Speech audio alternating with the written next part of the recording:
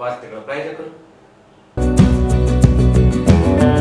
ಸಂಪರ್ಕಿಸಿ Paramount electricals, dealers in all kinds of electricals goods, fans and LED products, near Mahaveer Chowk, Loharwadi, MG road, Raichur. Shri Raghavendra ತುಪ್ಪ, Shri Raghavendra ghee, Raichur's biggest jewel palace. All types of jewelries available in only KTB Jewel Palace. Visit KTB Jewel Palace, Udayanagar, Station Road, Raichur. Bharat furnitures ರಾಯಚೂರಿನಲ್ಲಿ ಮೊಟ್ಟ ಮೊದಲ ಬಾರಿಗೆ 3 ಮಳಿಗೆ ಒಳಗೊಂಡ ಬೃಹತ್ ಆಕಾರದ furniture showroom. CPS complex, opposite Shiva Mandir, Patel road, Raichur.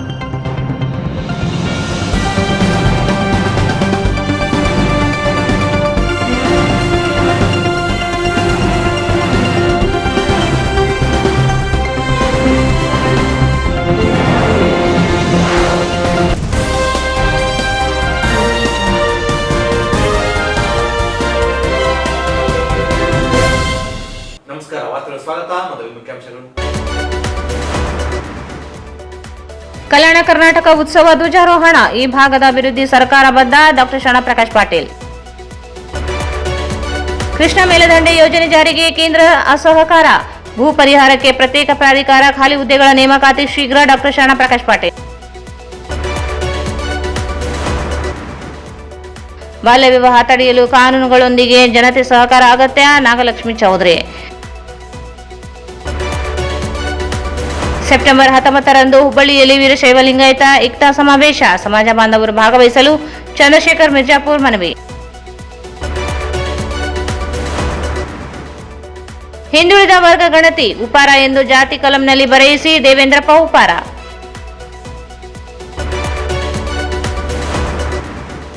ಮಹಿಳಾ ಆಯೋಗದ ಅಧ್ಯಕ್ಷರಿಂದ ಸಂವಾದ. ಕಲ್ಯಾಣ ಕರ್ನಾಟಕ ಮಹಿಳೆಯರು ಅಸಾಮಾನ್ಯರು. ನಾಗಲಕ್ಷ್ಮಿ ಚೌಧರಿ. ಆದಿ ದ್ರಾವಿಡ, ಆದಿ ಕರ್ನಾಟಕ, ಆದಿ ಆಂಧ್ರ ಜಾತಿ ಪರಿಶಿಷ್ಟ ಜಾತಿ ಪಟ್ಟಿಯಲ್ಲಿ ತೆಗೆಯದಿರಲು ಆಗ್ರಹಿಸಿ ಸಚಿವರಿಗೆ ಮನವಿ. ಅಲೆಮಾರಿಗಳಿಗೆ ಶೇಕಡಾ 1 ಮೀಸಲು ಜಾರಿಗೆ ಆಗ್ರಹಿಸಿ ಬೃಹತ್ ಪ್ರತಿಭಟನಾ ರ್ಯಾಲಿ. ಸಚಿವರಿಗೆ ಮನವಿ.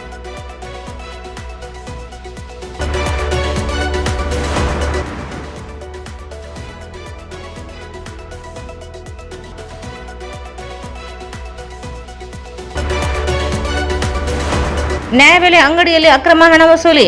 ವಿತರಣೆಯಾಗದ ಪಡಿತರ ಕ್ರಮ ಕೈಗೊಳ್ಳದಿದ್ದರೆ ಹೋರಾಟ.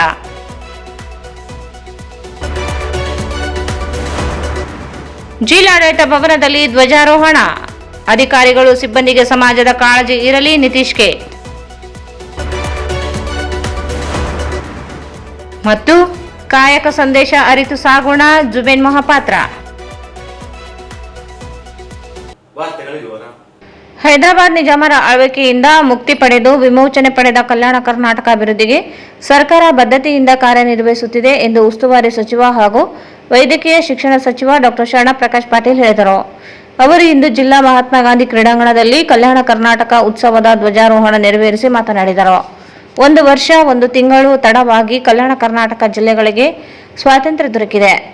ಸರ್ದಾರ್ ವಲ್ಲಭಾಯ್ ಪಟೇಲ್ ನೇತೃತ್ವದಲ್ಲಿ ನಡೆದ ಹೋಲೋ ಆಪರೇಷನ್ ಯಶಸ್ವಿಯ ಹಿನ್ನೆಲೆಯಲ್ಲಿ ಒಕ್ಕೂಟ ವ್ಯವಸ್ಥೆಗೆ ಈ ಭಾಗ ಸೇರ್ಪಡೆಯಾಗಿದೆ. ಅನೇಕ ಹೋರಾಟಗಾರರು ತ್ಯಾಗ ಬಲಿದಾನ ಮೂಲಕ ವಿಮುಕ್ತಿ ಹೊಂದಲು ಸಾಧ್ಯವಾಯಿತು. ಅಭಿವೃದ್ಧಿ ಸೂಚ್ಯಂಕದಲ್ಲಿ ಎಲ್ಲಾ ಕ್ಷೇತ್ರಗಳಲ್ಲಿ ಹಿಂದುಳಿದಿರುವ ಪ್ರದೇಶದ ಪ್ರಾದೇಶಿಕ ಅಸಮಾನತೆ ನಿವಾರಿಸಲು ಮಲ್ಲಿಕಾರ್ಜುನ ಖರ್ಗೆ ಇವರ ಪ್ರಯತ್ನದ ಫಲವಾಗಿ ಈ ಭಾಗದ ವಿದ್ಯಾರ್ಥಿಗಳಿಗೆ ಶಿಕ್ಷಣ, ಉದ್ಯೋಗದಲ್ಲಿ ಮೀಸಲು ನೀಡುವ ಕಾಯ್ದೆಯನ್ನು ರೂಪಿಸಿ ಜಾರಿಗೊಳಿಸಲಾಗಿದೆ. ಪ್ರತಿ ವರ್ಷ 5,000 ಕೋಟಿ ರೂಪಾಯಿ ಅನುದಾನವನ್ನು ಕಲ್ಯಾಣ ಕರ್ನಾಟಕ ಅಭಿವೃದ್ಧಿ ಮಂಡಳಿಗೆ ಸರ್ಕಾರ ನೀಡುತ್ತಲಿದೆ. ಇಲ್ಲಿಯವರೆಗೆ 371 ಜೆ ಅನುಷ್ಠಾನದಿಂದ 9,000 ವಿದ್ಯಾರ್ಥಿಗಳು ವೈದ್ಯರಾಗಿ, 25,000 ವಿದ್ಯಾರ್ಥಿಗಳು ಇಂಜಿನಿಯರ್ಗಳಾಗಿ ಶಿಕ್ಷಣ ಪಡೆಯಲು ಸಾಧ್ಯವಾಗಿದೆ. 80,000 ಸರ್ಕಾರಿ ನೌಕರರನ್ನು ನೇಮಿಸಲಾಗಿದೆ. 18,000 ಕೋಟಿ ರೂಪಾಯಿ ಇಲ್ಲಿಯವರೆಗೆ ಅಭಿವೃದ್ಧಿ ಖರ್ಚು ಮಾಡಲಾಗಿದೆ. ಸಂವಿಧಾನ ಇದುವರೆಗೆ ಕಾಮಧೇನುವಿನಂತೆ 371 ಜೆ ಜಾರಿಯಲ್ಲಿ ಇರುತ್ತಿದ್ದು ಈ ಭಾಗದ ವಿದ್ಯಾರ್ಥಿಗಳು ಸದುಪಯೋಗ ಪಡೆದುಕೊಳ್ಳಬೇಕೆಂದರು. ರಾಜ್ಯ ಸರ್ಕಾರ ಈ ಭಾಗದ ಪ್ರಮುಖ ನೀರಾವರಿ ಯೋಜನೆಯಾಗಿರುವ ಕೃಷ್ಣ ಮೇಲ್ದಂಡೆ ಯೋಜನೆ, ಭೂ ಪರಿಹಾರ ಹಾಗೂ ಕಲ್ಯಾಣ ಕರ್ನಾಟಕಕ್ಕೆ ಪ್ರತ್ಯೇಕ ಸಚಿವಾಲಯ ಘೋಷಿಸಲು ಸಚಿವ ಸಂಪುಟ ತೀರ್ಮಾನಿಸಿರುವ ಮಹತ್ವದ ಹೆಜ್ಜೆಯಾಗಿದೆ ಎಂದರು. ರಾಯಚೂರಿನಲ್ಲಿ ಟ್ರಾಮ್ ಸೆಂಟರ್, ಕ್ಯಾನ್ಸರ್ ಆಸ್ಪತ್ರೆ, ವಿಮಾನ ನಿಲ್ದಾಣ ಸೇರಿ ಸರ್ವಾಂಗೀಣ ಅಭಿವೃದ್ಧಿಗೆ ಸರ್ಕಾರ ಬದ್ಧತೆಯಿಂದ ಕಾರ್ಯನಿರ್ವಹಿಸುತ್ತಿದೆ ಎಂದು ಹೇಳಿದರು. ಯಾವ ಸರ್ಕಾರವು ಕೈಗೊಳ್ಳದೇ ಇರುವ ಅಭಿವೃದ್ಧಿ ಕಾರ್ಯಗಳಿಗೆ ಸರ್ಕಾರ ಬದ್ಧತೆಯಿಂದ ಕಾರ್ಯನಿರ್ವಹಿಸುತ್ತಿದೆ ಎಂದರು. ನಾವು ಇವತ್ತು ಈ ಧ್ವಜಾರೋಹಣ ಮಾಡ್ತಕ್ಕಂಥ ಈ ಒಂದು ಕಾರ್ಯಕ್ರಮದಕ್ಕಿಂತ ಮುಂಚೆ ನಾವು ಸರ್ದಾರ್ ವಲ್ಲಭಾಯಿ ಪಟೇಲ್ ಅವರ ಪುತ್ಥಳಿಗೆ ಮಾಲಾರ್ಪಣೆಯನ್ನು ಮಾಡಿ ಈ ಭಾಗಕ್ಕೆ ಸ್ವಾತಂತ್ರ್ಯವನ್ನ ಕೊಡಿಸೋದ್ರಲ್ಲಿ ಸರ್ದಾರ್ ವಲ್ಲಭಾಯಿ ಪಟೇಲ್ ಅವರ ಪಾತ್ರ ಹಿರಿದಾಗಿದೆ. ಆಪರೇಷನ್ ಪೋಲೋ ಮುಖಾಂತರ ನಮಗೆ ನಿಜಾಮರಿಂದ ಮುಕ್ತಿಯನ್ನು ಕೊಡಿಸಿರ್ತಕ್ಕಂಥದ್ದು ನಾವು ನೆನೆಸ್ಕೊಳ್ಬೇಕಾಗ್ತದೆ. ಪಂಡಿತ್ ಜವಾಹರಲಾಲ್ ನೆಹರು ಅವರನ್ನ ಮತ್ತು ಸರ್ದಾರ್ ವಲ್ಲಭಾಯಿ ಪಟೇಲ್ ಅವರನ್ನು. ಸ್ವಾತಂತ್ರ್ಯದ ನಂತರ ಆ ಎಲ್ಲ ಸ್ವಾತಂತ್ರ್ಯ ಹೋರಾಟಗಾರರನ್ನು ಯಾರು ಹರಿದು ಹಂಚಿ ಹೋಗಿರ್ತಕ್ಕಂಥ ನಮ್ಮ ದೇಶವನ್ನ ವಿವಿಧ ರಾಜ್ಯಗಳನ್ನ ಒಗ್ಗೂಡಿಸಿ ಇವತ್ತು ಭಾರತ ಒಕ್ಕೂಟವನ್ನು ಕಟ್ಟಿರ್ತಕ್ಕಂಥದ್ದು ಇದು ವಿಶ್ವದ ಇತಿಹಾಸದಲ್ಲಿ ಒಂದು ಅತಿ ದೊಡ್ಡ ಕಾರ್ಯ. ಎಲ್ಲಾ ಪ್ರಿನ್ಸ್ಲಿ ಸ್ಟೇಟ್ಸ್ ಅನ್ನ ಒಗ್ಗೂಡಿಸಿ ಇವತ್ತು ಅಖಂಡ ಭಾರತದ ಒಂದು ಪರಿಕಲ್ಪನೆ, ಅಖಂಡ ಭಾರತದ ನಿರ್ಮಾಣ ಇದು ಸಾಮಾನ್ಯ ಮಾತಲ್ಲ. ಈ ಸ್ವಾತಂತ್ರ್ಯ ಹೋರಾಟದಲ್ಲಿ ಏನು ಅಸಂಖ್ಯಾತ ಸ್ವಾತಂತ್ರ್ಯ ಹೋರಾಟಗಾರರು ತಮ್ಮ ಸರ್ವಸ್ವವನ್ನೇ ತ್ಯಾಗ ಮಾಡಿ ನಮಗೆ ಸ್ವಾತಂತ್ರ್ಯವನ್ನು ಕೊಡಿಸಿದರು. ಮಹಾತ್ಮ ಗಾಂಧಿಯವರು ಸತ್ಯ ಮತ್ತು ಅಹಿಂಸದ ಮಾರ್ಗದಲ್ಲಿ ಇಡೀ ವಿಶ್ವಕ್ಕೆ ಮಾದರಿಯಾಗಿರ್ತಕ್ಕಂಥ ಒಂದು ರೀತಿಯಲ್ಲಿ ನಮಗೆ ಸ್ವಾತಂತ್ರ್ಯವನ್ನು ಕೊಡಿಸಿದ್ರು.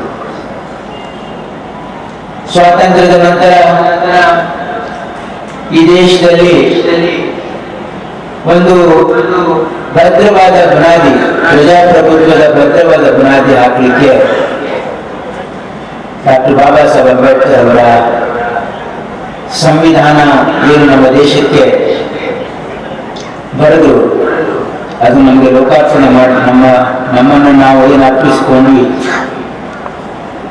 ಆ ಒಂದು ಭದ್ರ ಬುನಾದಿಯ ತಳಹದಿಯ ಮೇಲೆ ಇವತ್ತು ಭಾರತ ದೇಶ ವಿಶ್ವದಲ್ಲಿ ಒಂದು ಅತ್ಯಂತ ಬೃಹತ್ವಾಗಿರ್ತಕ್ಕಂಥ ಪ್ರಜಾಪ್ರಭುತ್ವವಾಗಿ ಬೆಳೀಲಿಕ್ಕೆ ಸಾಧ್ಯ ಆಗಿದೆ. ಹಿನ್ನೆಲೆ ಏನು ಅಂತಂದ್ರೆ ನಮ್ಮ ಭಾಗ ಇವತ್ತು ಇಡೀ ಕರ್ನಾಟಕಕ್ಕೆ ಹೋಲಿಸಿದ್ರೆ ಬಹಳ ಹಿಂದುಳಿದಿರ್ತಕ್ಕಂಥ ಭಾಗ. ಇಲ್ಲಿರ್ತಕ್ಕಂಥ ಶಿಕ್ಷಣ ಸಂಸ್ಥೆಗಳಾಗಲಿ, ಇಲ್ಲಿರ್ತಕ್ಕಂಥ ಶಾಲಾ ಕಾಲೇಜುಗಳಾಗಲಿ, ಇಲ್ಲಿರ್ತಕ್ಕಂಥ ಕೆರೆ ಕಟ್ಟೆಗಳಾಗಲಿ, ಇಲ್ಲಿರ್ತಕ್ಕಂಥ ಇಂಡಸ್ಟ್ರೀಸ್ ಆಗಲಿ, ಇಲ್ಲಿರ್ತಕ್ಕಂಥ ವಿವಿಧ ಅಭಿವೃದ್ಧಿಯ ಸೂಚ್ಯಾಂಕಗಳನ್ನು ನೋಡಿದರೆ ನಾವು ಕರ್ನಾಟಕಕ್ಕೆ ಬಹಳ ಹಿಂದೆ ಇದ್ದೀವಿ ಅಂತಕ್ಕಂಥ ಭಾವನೆ ಈ ಭಾಗದ ಜನರಲ್ಲಿ. 12 ತಂಡಗಳಿಂದ ಗೌರವ ವಂದನೆ ಸ್ವೀಕರಿಸಿದ ಸಚಿವರು ಆಕರ್ಷಕ ಪಥಸಂಚಲನ ವೀಕ್ಷಿಸಿದರು. ವೇದಿಕೆಯಲ್ಲಿ ಶಾಸಕ ಡಾಕ್ಟರ್ ಶಿವರಾಜ್ ಪಾಟೀಲ್, ಗ್ರಾಮೀಣ ಶಾಸಕ ದದ್ದಲ್ ಬಸನಗೌಡ, ವಿಧಾನ ಪರಿಷತ್ ಸದಸ್ಯರುಗಳಾದ ಎ ವಸಂತಕುಮಾರ್, ಶರಣಗೌಡ ಬಯ್ಯಾಪುರ್, ಮಹಾಪೌರರಾದ ನರಸಮ್ಮ ನರಸಿಂಹವಾಡಗಿರಿ, ಆರ್ಡಿ ಅಧ್ಯಕ್ಷ ರಾಜಶೇಖರ್ ರಾಮಸ್ವಾಮಿ, ಎಪಿಎಂಸಿ ಅಧ್ಯಕ್ಷ ಮಲ್ಲಿಕಾರ್ಜುನ ತಲ್ಮಾರಿ, ಪರಿಷತ್ ಮಾಜಿ ಸದಸ್ಯ ಬಸವರಾಜ್ ಪಾಟೀಲ್ ಇಟಗಿ, ಜಿಲ್ಲಾಧಿಕಾರಿ ನಿತೀಶ್ ಕೆ, ಜಿಲ್ಲಾ ಪಂಚಾಯತ್ ಸಿಇಒ ಈಶ್ವರ್ ಕುಮಾರ್ ಕಾಂದು, ಪಾಲಿಕೆ ಆಯುಕ್ತ ಜುಬೇನ್ ಮೊಹಪಾತ್ರ ಸೇರಿದಂತೆ ಅನೇಕ ಪ್ರಮುಖ ಅಧಿಕಾರಿಗಳು ಇದ್ದರು.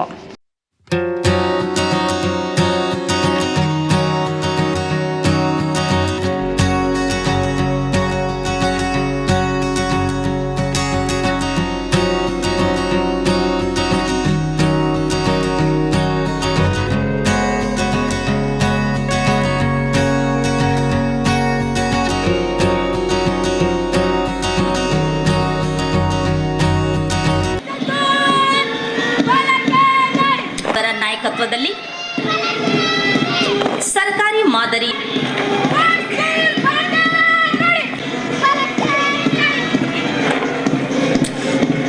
ಜಿಲ್ಲಾ ಯುವಜನ ಸೇವೆ ಮತ್ತು ಯುವ ಸಬಲೀಕರಣ ಇಲಾಖೆ ಕುಮಾರ್ ಅಶ್ವಿನ್ ಪವಾರ್ ಇವರ ನಾಯಕತ್ವ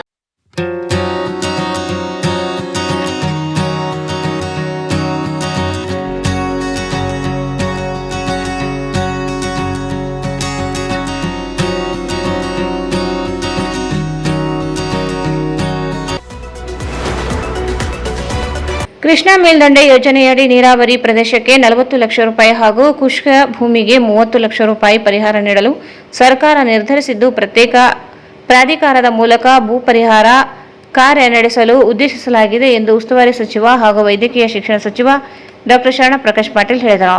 ಅವರು ಇಂದು ಮಾಧ್ಯಮಗಳೊಂದಿಗೆ ಮಾತನಾಡಿ ಉತ್ತರ ಕರ್ನಾಟಕ ಜಿಲ್ಲೆಗಳ ಜನರ ಆಶಾಕಿರಣವಾಗಿರುವ ಕೃಷ್ಣಾ ಮೇಲ್ದಂಡೆ ಯೋಜನೆಯ 75,000 ಎಕರೆ ಪ್ರದೇಶ ಸ್ವಾಧೀನ ಪಡಿಸಿಕೊಳ್ಳಬೇಕಿದೆ.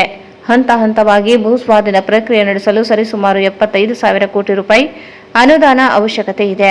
ಆರ್ಥಿಕ ಸಂಪನ್ಮೂಲ ಕ್ರೋಢೀಕರಣದ ಕುರಿತು ಹಣಕಾಸು ಇಲಾಖೆಯೊಂದಿಗೆ ಮುಖ್ಯಮಂತ್ರಿ ಹಾಗೂ ಉಪಮುಖ್ಯಮಂತ್ರಿಗಳು ಪ್ರತ್ಯೇಕ ಸಭೆ ನಡೆಸಿ ಆರ್ಥಿಕ ಸಂಪನ್ಮೂಲ ಕ್ರೋಢೀಕರಣದ ಕುರಿತು ಚರ್ಚಿಸಲಿದ್ದಾರೆ. ಕೃಷ್ಣಾ ನ್ಯಾಯಾಧೀಕರಣದ ತೀರ್ಪು ಅಧಿಸೂಚನೆ ಹೊರಡಿಸದೆ ಕೇಂದ್ರ ಸರ್ಕಾರ ರಾಜಕೀಯ ಮಾಡುತ್ತಿದೆ ಎಂದು ಆರೋಪಿಸಿದರು. ಆಲಮಟ್ಟಿ ಜಲಾಶಯದ ಎತ್ತರ ನಮ್ಮ ಹಕ್ಕು, ಯಾರು ಆಕ್ಷೇಪಿಸಿದರೆ ಸಂಬಂಧವಿಲ್ಲ. ನ್ಯಾಯಾಧೀಕರಣ ತೀರ್ಪಿನ ಆಧಾರದ ಮೇಲೆ ಕೇಂದ್ರ ಬಿಜೆಪಿ ಸರ್ಕಾರ ಅಧಿಸೂಚನೆ ಪ್ರಕಟಿಸಬೇಕೆಂದರು. ಕೇಂದ್ರ ಸರ್ಕಾರ ರಾಜಕಾರಣ ಬಿಟ್ಟು ರಾಜ್ಯ ಪಾಲಿನ ನೀರಿನ ಹಕ್ಕು ಬಳಸಿಕೊಳ್ಳಲು ಮುಂದಾಗಬೇಕು. ರಾಜ್ಯ ಸರ್ಕಾರ ಬದ್ಧತೆ ಇದೆ ಎಂದರು. ಕಲ್ಯಾಣ ಕರ್ನಾಟಕ ಪ್ರದೇಶಕ್ಕೆ ಪ್ರತ್ಯೇಕ ಸಚಿವಾಲಯ ಮಾಡಲು ಸಚಿವ ಸಂಪುಟ ತೀರ್ಮಾನಿಸಿದೆ. ಯೋಜನಾ ಇಲಾಖೆ ವ್ಯಾಪ್ತಿಯಲ್ಲಿಯೇ ಸಚಿವಾಲಯ ಕಾರ್ಯನಿರ್ವಹಿಸಲಿದೆ. ನವಲಿ ಸಮತೋಲನ ಜಲಾಶಯ ನಿರ್ಮಾಣಕ್ಕೆ ಸರ್ಕಾರ ನಿರಂತರ ಪ್ರಯತ್ನದಲ್ಲಿ ಇದೆ. ನೆರೆ ರಾಜ್ಯಗಳ ಸಹಮತಿ ಮೇಲೆ ಜಲಾಶಯ ನಿರ್ಮಿಸಬೇಕಿದೆ. ಸರ್ಕಾರ ನೆರೆ ರಾಜ್ಯಗಳ ಸಮ್ಮತಿ ಪಡೆಯುವ ಪ್ರಯತ್ನದಲ್ಲಿದೆ ಎಂದರು.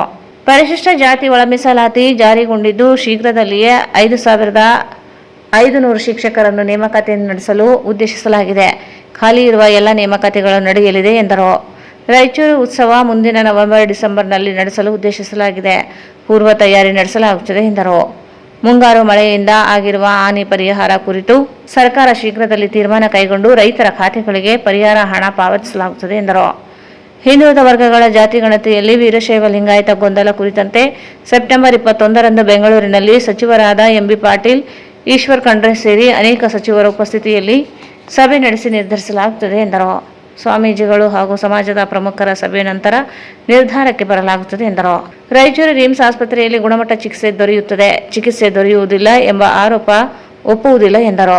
ಮಾನ್ಯ ಮುಖ್ಯಮಂತ್ರಿಗಳು ಪ್ರತ್ಯೇಕವಾಗಿ ಮತ್ತೆ ಸಭೆಯನ್ನು ಕರೆದು ಆರ್ಥಿಕ ಇಲಾಖೆಯ ಸಮಾಲೋಚನೆ ಮಾಡಿ ಮತ್ತು ಎಲ್ಲ ಸಚಿವರಿಗೆ ಸಹಯೋಗವನ್ನು ಪಡೆದು ಇದು ನಿರ್ಧಾರ ತೆಗೆದುಕೊಳ್ಬೇಕು ಅಂತಕ್ಕಂಥ ಚರ್ಚೆ ಆಗಿದೆ. ಇದಕ್ಕೆ 2-3 ಒಂದು ಪ್ರಸ್ತಾವನೆಯನ್ನು ಕೊಟ್ಟಿದ್ದಾರೆ. ಅದನ್ನು ಚರ್ಚೆ ಹಂತದಲ್ಲಿದೆ.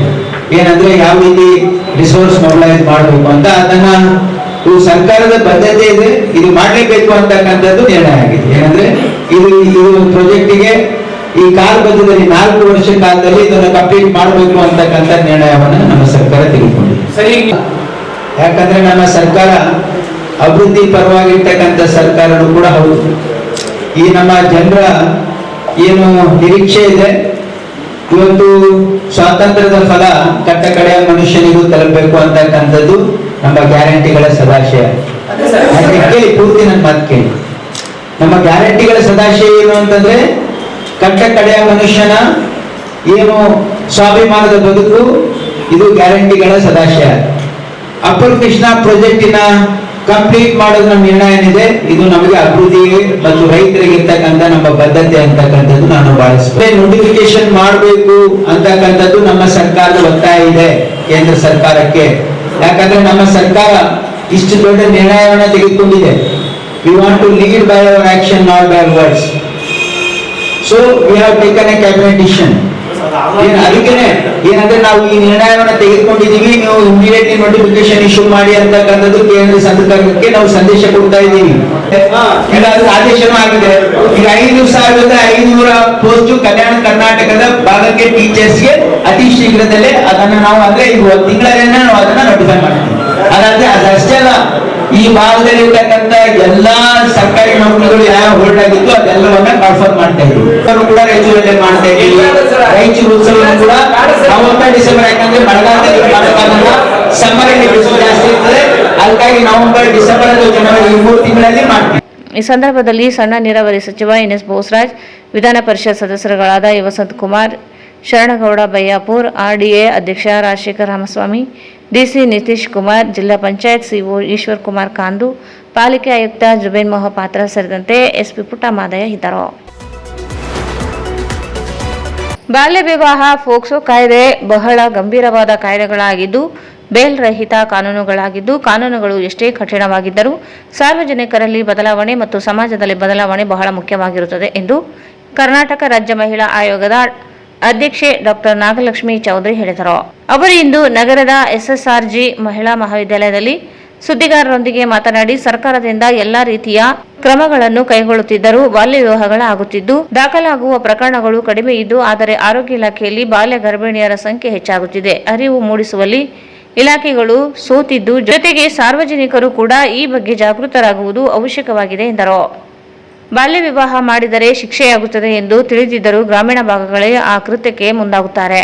ರಾಜ್ಯದಲ್ಲಿ 32,000 ಬಾಲ್ಯ ಗರ್ಭಿಣಿಯರ ಸಂಖ್ಯೆ ದಾಖಲಾಗಿದ್ದು ಎಲ್ಲ ಜಿಲ್ಲೆಗಳಲ್ಲಿ ಜಿಲ್ಲಾಧಿಕಾರಿಗಳು ಪ್ರತಿ ತಿಂಗಳು ಮಹಿಳಾ ಮತ್ತು ಮಕ್ಕಳ ಅಭಿವೃದ್ಧಿ ಇಲಾಖೆ, ಆರೋಗ್ಯ ಇಲಾಖೆ ಸೇರಿದಂತೆ ಇನ್ನಿತರ ಇಲಾಖೆಗಳೊಂದಿಗೆ ಸಭೆ ನಡೆಸಲಾಗುತ್ತಿದೆ ಎಂದು ಹೇಳಿದರು. ಬಾಲ್ಯ ವಿವಾಹಗಳು ಹಿಂದುಳಿದ ಸಮಾಜ, ಎಸ್ಸಿ, ಎಸ್ಟಿ ಸಮುದಾಯಗಳಲ್ಲಿ ಹೆಚ್ಚಾಗಿ ಆಗುತ್ತವೆ. ಈಗಾಗಲೇ ಪೊಲೀಸ್ ಇಲಾಖೆಯಿಂದ ಮನೆ ಮನೆಗೆ ಪೊಲೀಸ್ ಎಂಬ ಕಾರ್ಯಕ್ರಮದ ಮಾದರಿಯಲ್ಲಿ ಹೆಣ್ಣು ಮಕ್ಕಳ ಶಿಕ್ಷಣ ಮತ್ತು ಭದ್ರತೆಗಾಗಿ ಮನೆ ಮನೆಗೆ ಸರ್ಕಾರ ಎಂಬ ಕಾರ್ಯಕ್ರಮವನ್ನು ಡಿಸಿ ಅವರು ಮಾಡಬೇಕಾಗುತ್ತದೆ. ಹಳ್ಳಿಗಳಲ್ಲಿ ಬಾಲ್ಯ ವಿವಾಹವಾಗುತ್ತಿದೆ ಎಂದು ಅಂಗನವಾಡಿ ಕಾರ್ಯಕರ್ತರಿಗೆ ತಿಳಿಯುತ್ತದೆ. ಆದರೆ ಮಾಹಿತಿ ನೀಡಿದವರ ಮೇಲೆ ಬೆದರಿಕೆ ಹಾಕಲಾಗುತ್ತಿದೆ. ಆದ್ದರಿಂದ ಮನೆ ಮನೆಗಳಲ್ಲಿ ಬದಲಾವಣೆಯಾಗಬೇಕಿದೆ. ಬಡತನ ಕಡಿಮೆಯಾಗಬೇಕು. ಮೊಬೈಲ್ ಬಳಕೆಯಿಂದ ಈಗಿನ ಹೆಣ್ಣು ಮಕ್ಕಳು ಹಾಳಾಗುತ್ತಿದ್ದಾರೆ ಎಂದು ತಿಳಿಸಿದರು. ರಕ್ಷಣೆ ಅಂದ್ರೆ ಪ್ರತಿಯೊಬ್ಬರಿಂದ ಪೊಲೀಸ್ ಇರಕ್ಕೆ ಸಾಧ್ಯ ಇಲ್ಲ ಒಂದು ತಿಳ್ಕೊಳ್ಳಿ. ಈಗ ನಾನು ಒಂದು ಇನ್ಫಾರ್ಮೇಶನ್ ಕೊಡ್ತೀನಿ, ನಾನು ಎಲ್ಲಿ ಹೋಗ್ತೀನಿ ಅಲ್ಲಿ ನನ್ನನ್ನು ಹೊಡೆಯೋದು ಬಡಿಯೋದು, ನಮ್ಮ ಮನೆಯವ್ರನ್ನ ಎದುರಿಸೋದು, ಬ್ಲ್ಯಾಕ್ ಮೇಲ್ ಮಾಡೋದು ಮಾಡಿದ್ರೆ ಆವಾಗ ತಂಗಿ ಹೋಗಿ ನೀವು ಕಂಪ್ಲೇಂಟ್ ಕೊಟ್ಟಾಗ ಮಾತ್ರ ರಕ್ಷಣೆ. ಮತ್ತು ಆ ಹೆಣ್ಮಗಳು ಏನು ಮಾಡ್ತಾಳಪ್ಪ, ನನ್ನ ಜೀವಕ್ಕೆ ಬೆದರಿಕೆ ಇದೆ, ಎಲ್ಲಿ ಕೊಡ್ತಾರ? ಸೊ ಫಸ್ಟು ಬದಲಾವಣೆ ಆಗಬೇಕಾಗಿರೋದು ಮನೆಗಳಲ್ಲಿ, ಮನಸ್ಸುಗಳಲ್ಲಿ, ಸಮಾಜದಲ್ಲಿ. ನೋಡಿ, ಅಂಬೇಡ್ಕರ್ ಹೇಳೋದು ಸಮಾಜ ಬದಲಾವಣೆ ಆದಾಗ ಮಾತ್ರನೇ ನಿಮ್ಮ ಕಾನೂನುಗಳಿಗೆ ಒಂದು ಅರ್ಥ ಬರುತ್ತೆ. ಸಮಾಜದಲ್ಲಿ ಪರಿವರ್ತನೆ ಆಗಲಿಲ್ಲ ಅಂತಂದರೆ ನೀವು ಎಂಥ ಕಾನೂನು ತಂದರೂ ಸೋತೋಗುತ್ತೆ. ಈಗ ಇದನ್ನು ನೋಡಿ, ಹೆಣ್ಣು ಗಂಡಿನ ಮಗುವಿನ ರೇಷಿಯೋ ಯಾಕೆ ಈಗಲೂ ಹಾಸ್ಪಿಟ್ಲ್ಗಳಲ್ಲಿ ಹೆಣ್ಣು ಮಗುವನ್ನ ಗರ್ಭಪಾತ ಮಾಡಿಸ್ತಾರೆ? ಯಾಕೆ ಇಷ್ಟೆಲ್ಲ ಕಾನೂನುಗಳಿದ್ದು ಯಾಕಾಗ್ತಾ ಇದೆ? ಜನರ ಮೈಂಡ್ ಫಸ್ಟ್, ಜನರ ಮೆಂಟಾಲಿಟಿ ಬದಲಾಗಬೇಕು. ನಾವು ತಾಯಿ ಮಗುವಿನ ಆಸ್ಪತ್ರೆಗೆ ಹೋದಾಗ ನಾವು ನೋಡ್ತೀವಿ, ಮೂರು ಹೆಣ್ಣಾಗಿರುತ್ತೆ ಮನೆಯವ್ರಿಗೆ, ಅತ್ತೆ ಮಾವನ್ಗೆ, ಗಂಡನ್ಗೆ 4 ಗಂಡು ಬೇಕು. ಎರಡನೇದು ಹೆಣ್ಣಾಗಿದೆ ಅಂತಂದ್ರೆ ಅಲ್ಲಿ ನೋಡ್ಲಿಕ್ಕೆ ಅತ್ತೆ ಮಾವನು ಬಂದಿರಲ್ಲ, ಗಂಡನೂ ಸೈನ್ ಹಾಕಕ್ ಬಂದಿರಲ್ಲ. ಯಾರು ಬದಲಾವಣೆ ಆಗಬೇಕು? ಕಾನೂನು ಬದಲಾವಣೆ ಆಗಬೇಕಾ ಅಥವಾ ಜನರ ಮನಸ್ಥಿತಿ ಬದಲಾವಣೆ ಆಗಬೇಕಾ? ಜನರ ಮನಸ್ಥಿತಿ ಬದಲಾವಣೆ ಆಗಬೇಕು. ಕಾನೂನು ನಮ್ಮ ದೇಶದಲ್ಲಿ ಏನು ಅಷ್ಟು ಸುಲಭ ಅಲ್ಲ, ಕಠೋರವಾದ ಕಾನೂನುಗಳನ್ನು ತಂದಿದ್ದಾರೆ. ಆದರೆ ನಾವು ಜನರು ಬದಲಾವಣೆ ಆಗದಿದ್ರೆ ಎಲ್ಲವೂ ವ್ಯರ್ಥನೇ. ಇತ್ತೀಚಿನ ದಿನಗಳಲ್ಲಿ ಹಾಸ್ಟೆಲ್ ಮಕ್ಕಳು ಸಹ ಗರ್ಭಿಣಿ ಆಗ್ತಾ ಇದ್ದಾರೆ ಅಂದರೆ ನಾವು ಒಪ್ಕೊಳ್ಳೋಣ. ಅತಿ ಹೆಚ್ಚು ಅಲ್ಲಿ ಆಗ್ತಾ ಇಲ್ಲ, ಅತಿ ಹೆಚ್ಚು ಊರುಗಳಲ್ಲಿ ಆಗ್ತಾ ಇದ್ದಾರೆ, ಆಯಿತಾ? ಬಟ್ ಇದು ಒಂಥರ ಶಾಕಿಂಗ್. ಇದೇನೆಂದರೆ ಕ್ಲಾಸಲ್ಲಿ ಹಾಸ್ಟೆಲ್ನಲ್ಲಿರೋ ಮಗು ಡೆಲಿವರಿಗೆ ಹೋಗೋತನ ಯಾರಿಗೂ ಗೊತ್ತಿಲ್ಲ. ಯಾದಗಿರಿಯಲ್ಲಿ ಮೊನ್ನೆ ನೋಡಿ, ಅದು ನಿಜವಾಗ್ಲೂ ಅಲ್ಲಿರೋ ಸಿಬ್ಬಂದಿ ಮೇಲೂ ಆ್ಯಕ್ಷನ್ ತೊಗೋಬೇಕ್ರಿ. ಯಾಕೆ ಅಂತಂದರೆ ಒಂದು ಮಗುವನ್ನು ಒಂದು ತಂದೆ ತಾಯಿ ಹಾಸ್ಟೆಲ್ ಅಂದಾಗ, ನೀವು ತಂದೆ ತಾಯಿ, ಹಾಸ್ಟೆಲ್ ನಡೆಸೋರು, ಹಾಸ್ಟೆಲ್ ಸಿಬ್ಬಂದಿ, ಹಾಸ್ಟೆಲ್ನ ಯಾವ ಇಲಾಖೆ, ನೀವು ತಂದೆ ತಾಯಿ ಅಂತ. ಸರ್ಕಾರ ತಂದೆ ತಾಯಿ ಕಾಪಾಡುವಂಥವ್ರು. ಸೊ ಅಂಥ ಒಂದು 9 ತಿಂಗಳು ಮಗು ಡೆಲಿವರಿಗೆ ಹೋಗೋತನ ನೀವು ಹಾಸ್ಟೆಲ್ನಲ್ಲಿ ಇರುವಂಥ ಮಗು ಬಗ್ಗೆ ನಿಮಗೆ ಗಮನ ಇಲ್ಲ, ಕಾಳಜಿ ಇಲ್ಲ, ಅಥವಾ ನೀವು ಅಬ್ಸರ್ವ್ ಮಾಡಿಲ್ಲ ಅಂತಂದರೆ ಹೇಗೆ ಇದು? It is shocking. ಏನಾಗುತ್ತೆ ಗೊತ್ತಾ, ಆ ಬೇಜವಾಬ್ದಾರಿಗೆ ಅಲ್ಲಿ ಕ್ರಮ ಆದಾಗ ಮಿಕ್ಕಿದವ್ರು ಎಲ್ಲರೂ ಎಚ್ಚೆತ್ಕೊಳ್ತಾರೆ. ನಾನು ಹೇಳ್ತೀನಿ, ಇಂಜಿನಿಯರಿಂಗ್ ಕಾಲೇಜ್ಗೆ ಹೋಗಿದ್ದೀನಿ, ಡಾಕ್ಟರ್ಸ್ಗಳ ಕಾಲೇಜ್ಗೆ ಹೋಗಿದ್ದೀನಿ, ಡಿಗ್ರಿ ಕಾಲೇಜು, ಸಿಟಿ ಅವ್ರಿಗೆ ನಾವು ನಂಬ್ತೀರಾ, ಗ್ರಾಮೀಣ ಭಾಗದಲ್ಲಿರೋ ಶಾಲೆ ಮಕ್ಕಳು ಕಾಲೇಜ್ ಮಕ್ಕಳಿಗೆ ಗೊತ್ತಿದೆ 112 ಮತ್ತೆ 1098. ಅದೇ ನೀವು ಪಟ್ಟಣಕ್ಕೆ ಬನ್ನಿ, ನೀವು ಸಿಟಿಗೆ, ಆ ಮಕ್ಕಳಿಗೆ 0 ನಾಲೆಡ್ಜ್ ಇದೆ. ನೀವು 1000 ಜನ ಮಕ್ಕಳಲ್ಲಿ 2 ಕೈ ಓದ್ತಿರಲಿಲ್ಲ. ಅಂದರೆ ನಾವು ತಲುಪಿಸೋದ್ರಲ್ಲಿ, ಅರಿವನ್ನು ಮೂಡಿಸೋದ್ರಲ್ಲಿ ನಾವು ಸೋತಿದ್ದೀವಿ. ಬಾಲ್ಯ ವಿವಾಹ ಇವಾಗ ಭಾಳ ಸೀರಿಯಸ್ ಆ್ಯಕ್ಟ್ಸ್ ಇದೆ, ನಿಮ್ಗೆ ಗೊತ್ತು. ಪೋಸ್ಕೋ ಆ್ಯಕ್ಟು ಭಾಳ ಸೀರಿಯಸ್, ಅಂದರೆ ಬೇಲಿಲ್ಲದೆ ಇರೋದು ಕಾನೂನು ಸಹ ಇದೆ. ಮತ್ತು ಸರ್ಕಾರದಿಂದ ಎಲ್ಲವೂ ಇದೆ, ಆದರೂ ಕಣ್ತಪ್ಪಿ ಬಾಲ್ಯ ವಿವಾಹಗಳು ಆಗ್ತಾ ಇದ್ದಾವೆ. ಬಾಲ್ಯ ಗರ್ಭಿಣಿಯರು ಅಂದರೆ ಏನು ದಾಖಲಾಗ್ತಾವಲ್ಲ ಬಾಲ್ಯ ವಿವಾಹ, ಅವು ಕಮ್ಮಿ ಇದ್ದಾವೆ. ದಾಖಲೆಯಲ್ಲಿ ಪೊಲೀಸಲ್ಲಿ ರಿಜಿಸ್ಟರ್ ಆಗುತ್ತಲ್ಲ ಅವು ಕಮ್ಮಿ ಇದೆ. ಬಟ್ ಆರೋಗ್ಯ ಇಲಾಖೆಯಲ್ಲಿ ನೀವು ಬಾಲ್ಯ ಗರ್ಭಿಣಿಯರು ತಗೊಂಡಾಗ ಜಾಸ್ತಿ ಇದೆ. ಬದಲಾವಣೆ ಬರಬೇಕು, ಮನೆಗಳಲ್ಲಿ ಬದಲಾವಣೆ ಬರಬೇಕು.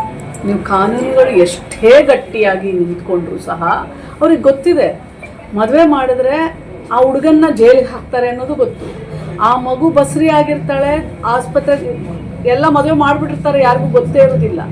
ಬಟ್ ಗರ್ಭಿಣಿ ಆದಾಗ ಆಸ್ಪತ್ರೆಗೆ ಹೋಗಲೇಬೇಕು, ಅಲ್ಲಿ ದಾಖಲಾತಿ ಆಗುತ್ತೆ.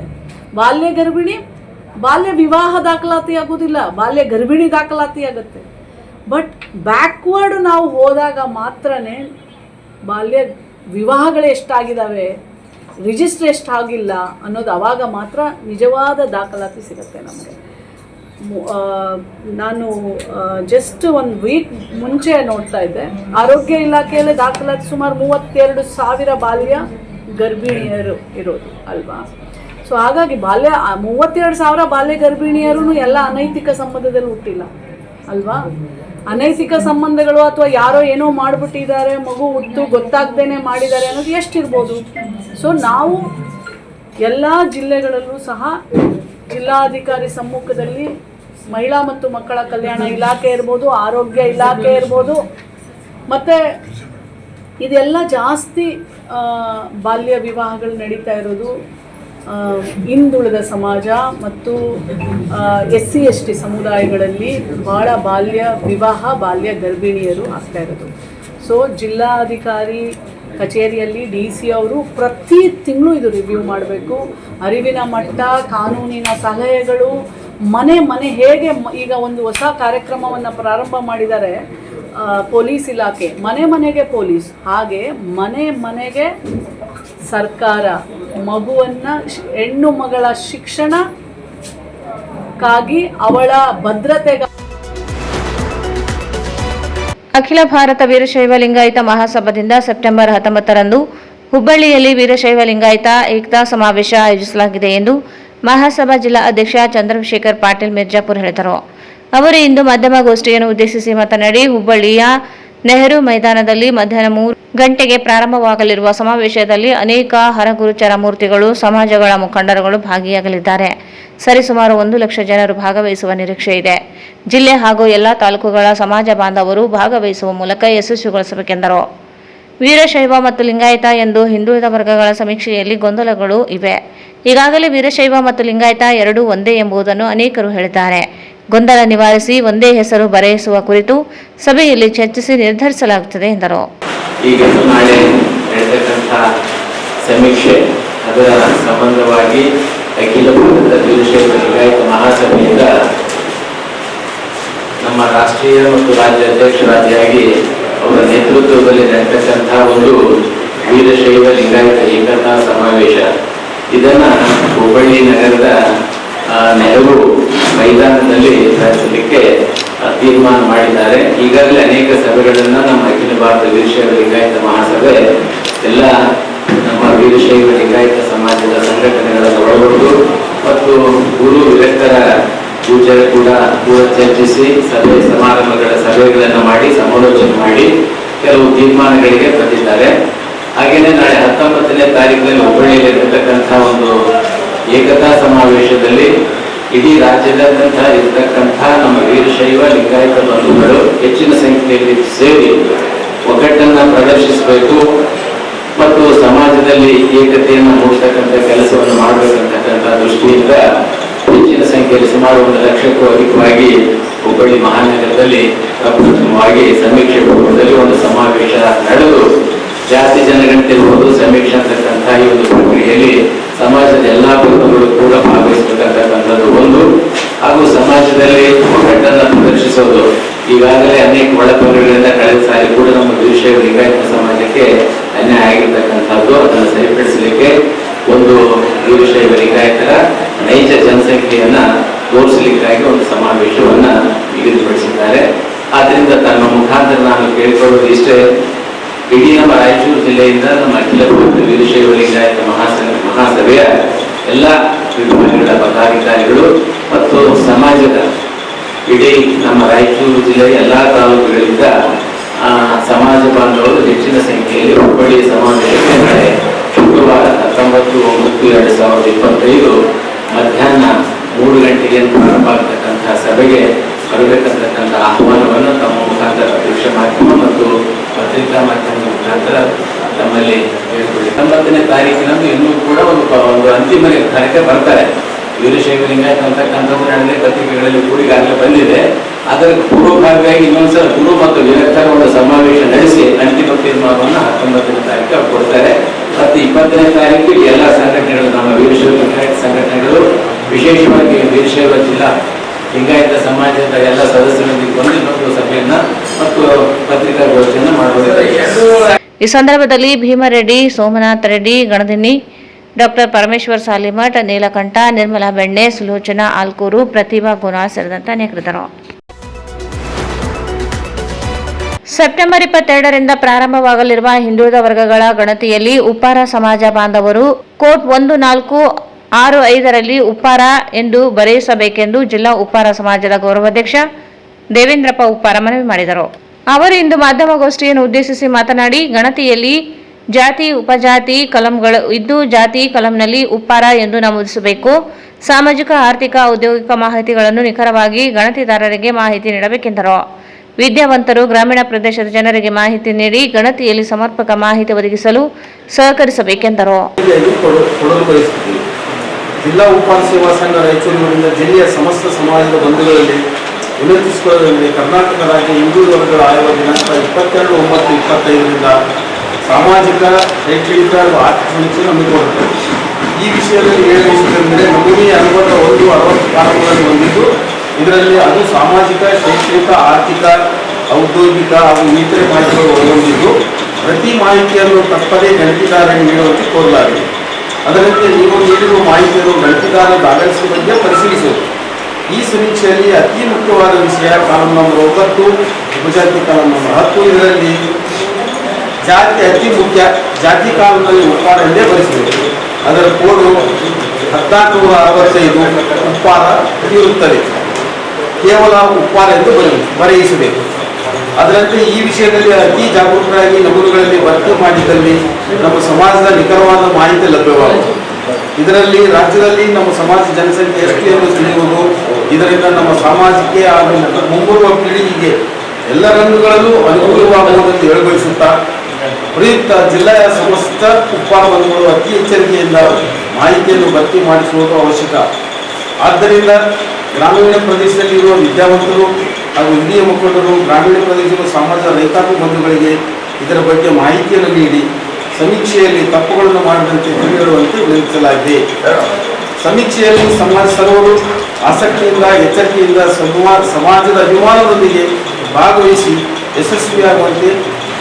ಯಶಸ್ವಿಯಾಗುವಂತೆ ಕೋರಲಾಗಿದೆ. ಜೈ ಭಗೀರಥ. ಈ ಸಂದರ್ಭದಲ್ಲಿ ಜಿಲ್ಲಾಧ್ಯಕ್ಷ ಪಾಗುಂಟಪ್ಪ ಮಿರ್ಜಾಪುರ್, ಎಂ ಚಂದ್ರಶೇಖರ್, ವೆಂಕೋ ಉಪ್ಪಾರ್, ಪಿ ಸುರೇಖಾ, ನರಸಿಂಹಲು, ಬಾಲಚಂದ್ರ, ಪ್ರವೀಣ್ ಕುಮಾರ್, ಶರಣಬಸವ ಸೇರಿದಂತೆ ಅನೇಕರಿದ್ದರು.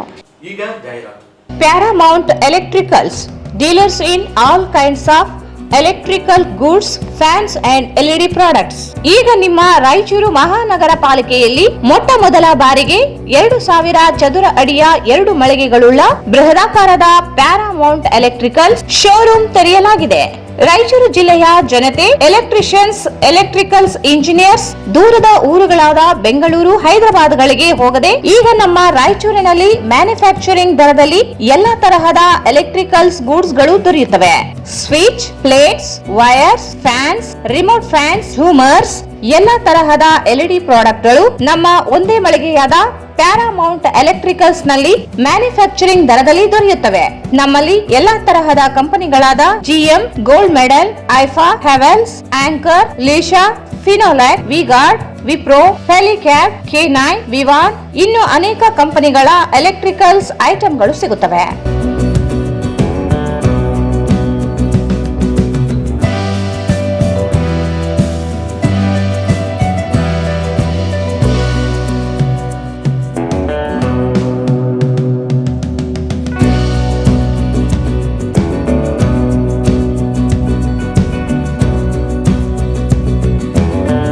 ಸಂಪರ್ಕಿಸಿ Paramount electricals, dealers in all kinds of electricals goods, fans and LED products, near Mahaveer Chowk, Loharwadi MG road Raichur. Mobile 8861382770. Shri Raghavendra ತುಪ್ಪ, ಶ್ರೀ ರಾಘವೇಂದ್ರ ಘೀ, ಶ್ರೀ ರಾಘವೇಂದ್ರ ತುಪ್ಪ, ಶ್ರೀ ರಾಘವೇಂದ್ರ ಘೀ.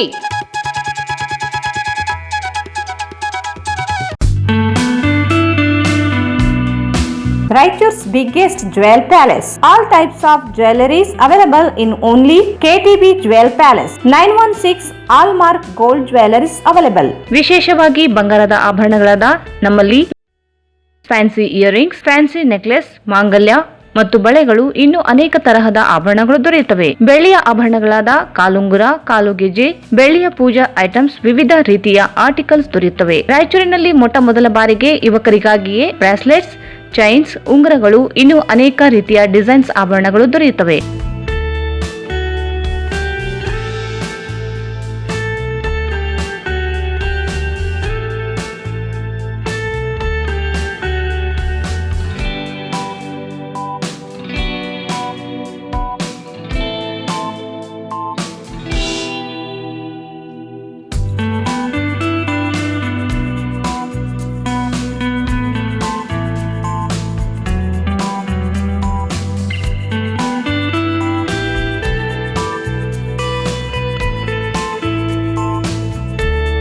Visit KTB Jewel Palace, Udayanagar, Station Road, Raichur. Mobile 8123535300. Bharat furnitures ರಾಯಚೂರಿನಲ್ಲಿ ಮೊಟ್ಟ ಮೊದಲ ಬಾರಿಗೆ 3 ಮಳಿಗೆ ಒಳಗೊಂಡ ಬೃಹತ್ ಆಕಾರದ furniture showroom. We have a office house, old and all types of furnitures. Dealers in wooden cot, dining table, sofa set, dressing table, computer table, tea tables, office chairs, steel almirah, wardrobe, TV stands, glassware items, sleepwell products, Dandro cello chairs, Supreme sofa set, Doco set furnitures, Sri Steel furnitures.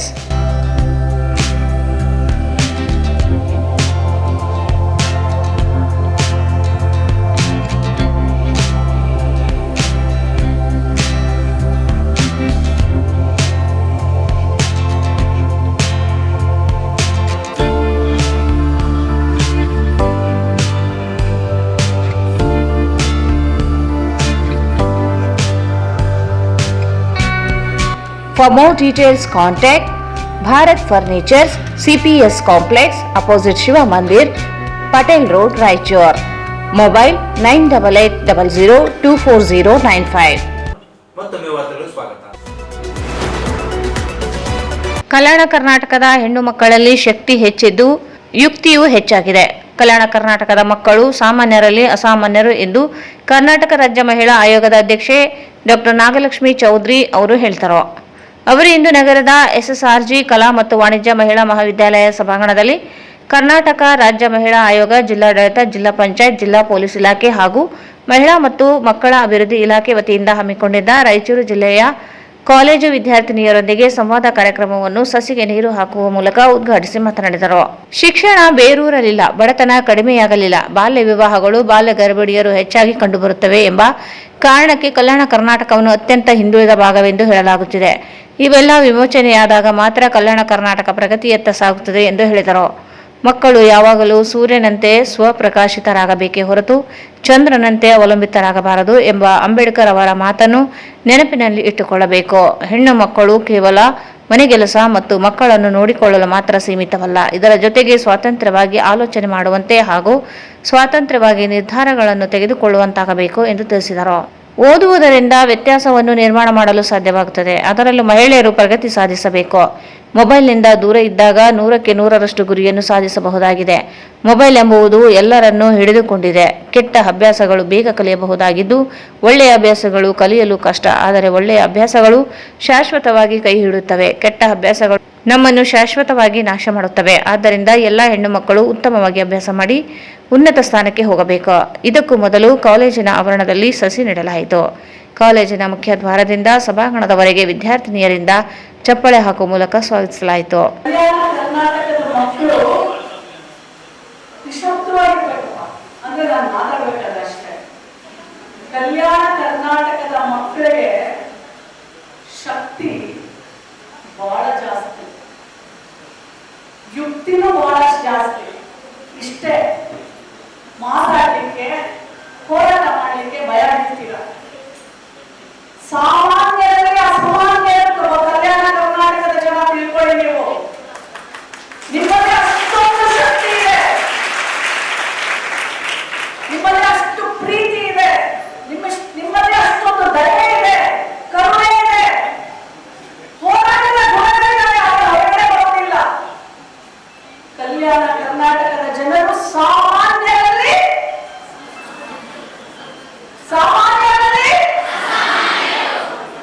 ಆತರ ನೀವು ಹೇಳ್ತಾ ಬಂದ್ರೆ ಈ ಒಂದು ಸಂವಾದಕ್ಕೆ ಒಂದು ಬೆರೆದು ಮಾತಾಡ್ತೀರಾ ಅಲ್ವಾ? ಈ ಒಂದ್ಸಲ ಕಲ್ಯಾಣ ಕರ್ನಾಟಕದ ಮಕ್ಕಳು ಸಾಮಾನ್ಯರಲ್ಲಿ ಅಸಾಮಾನ್ಯರು ಸಾಧಿಸಿ ತೋರುವಂತ ಛಲ ಕಲ್ಯಾಣ ಕರ್ನಾಟಕದ ಮಕ್ಕಳಿಗೆ ಇದೆ.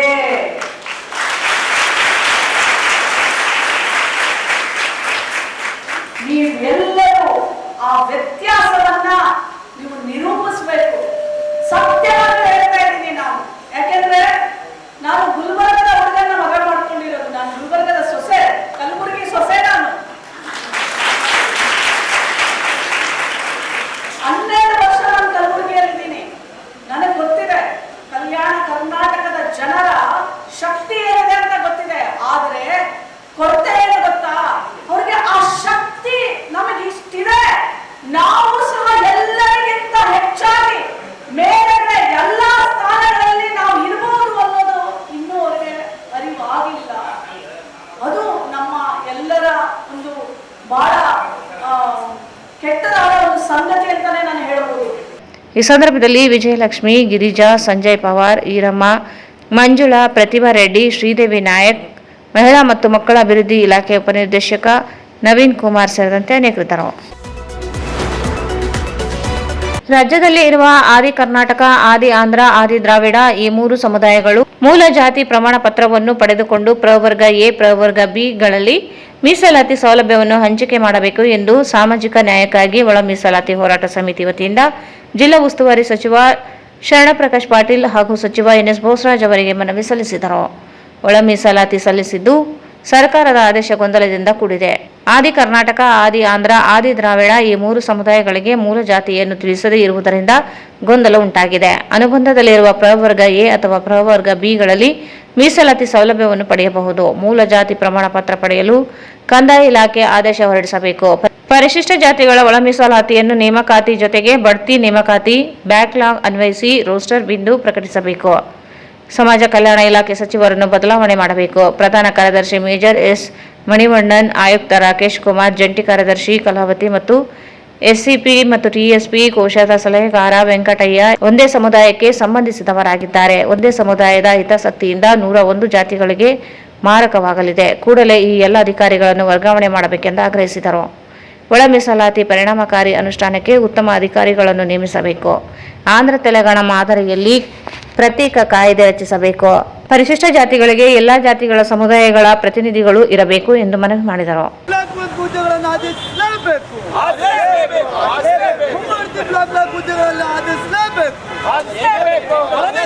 ಹೋರಾಟ ಸಮಿತಿಗೆ ಜಯವಾಗಲಿ. ಮೀಸಲಾತಿ ಹೋರಾಟ ಸಮಿತಿಗೆ ಜಯವಾಗಲಿ. ಮುಂಬಡ್ತಿ ಬ್ಲಾಕ್ ಹುದ್ದೆಗಳನ್ನು ಆದೇಶ ಮಾಡಲೇಬೇಕು.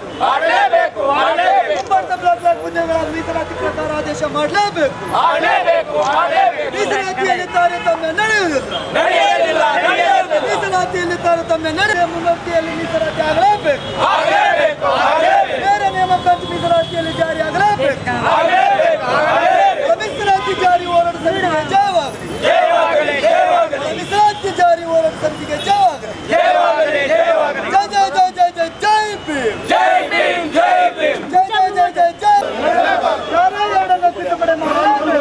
ತಿದ್ದುಪಡಿ ಮಾಡಲೇಬೇಕು.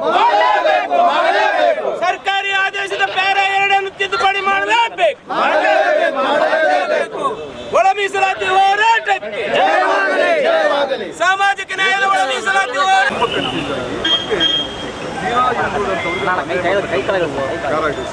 ಆ ಪ್ಯಾರ ಎರಡು ನಾನು ಪೇಜ್ ನಂಬರ್ 2 ಆಯೋಗದ ವರದಿಯಲ್ಲಿನ ಪ್ರವರ್ಗ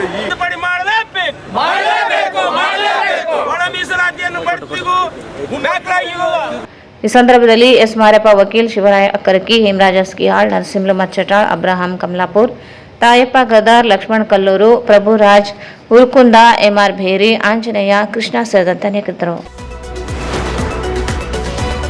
ರಾಜ್ಯದಲ್ಲಿ ಒಳ ಮೀಸಲಾತಿಯಲ್ಲಿ 49 ಅಲೆಮಾರಿ ಸಮುದಾಯಗಳ ಹಾಗೂ 10 ಪರಿಶಿಷ್ಟ ಜಾತಿ ಸೂಕ್ಷ್ಮ ಸಮುದಾಯದ ಸೇರಿ ಒಟ್ಟು 59 ಸಮುದಾಯಗಳಿಗೆ ಶೇಕಡಾ 1% ಪ್ರತ್ಯೇಕ ಮೀಸಲಾತಿ ನೀಡಬೇಕೆಂದು ಕರ್ನಾಟಕ ಅಸ್ಪೃಶ್ಯ ಅಲೆಮಾರಿ ಸಮುದಾಯಗಳ ಮಹಾ ಒಕ್ಕೂಟದ ನೇತೃತ್ವದಲ್ಲಿ ನಗರದಲ್ಲಿ ಬೃಹತ್ ಪ್ರತಿಭಟನಾ ರ್ಯಾಲಿ ನಡೆಯಿತು.